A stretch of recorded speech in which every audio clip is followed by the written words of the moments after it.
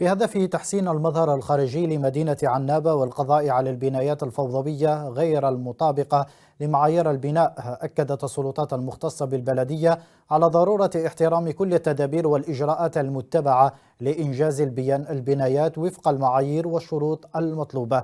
المزيد في ميكروفون حسام الدين العبيدي. الذي قامت بعدة عمليات هدم، بعدة عمليات تدخلات في هذا، وقفة أشغال، وقفة ورشات.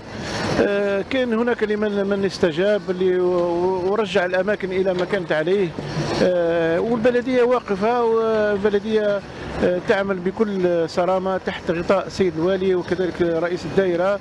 هذم الناس أولا باش نتعاملوا معهم ما نتعاملوش معهم بطريقة عشوائية، هناك أطر قانونية لازم نمروا بها، اللي هي أولا يعني يصدر في حقه قرار وقف الأشغال إذا كان فيه هناك يعني خرجة ميدانية بطبيعة الحال من عند الأعضاء تاعنا لهنا، مراقبة، يخرجوا يشوفوا اولا واش كاين كمخالفات، اذا كان فيه مخالفات يكون محضر مخالفه، عن طريق المحضر المخالفه هذاك يكون يوجد قرار تاع توقيف الاشغال، نخبروه يعني يبلغ بمحضر قضائي.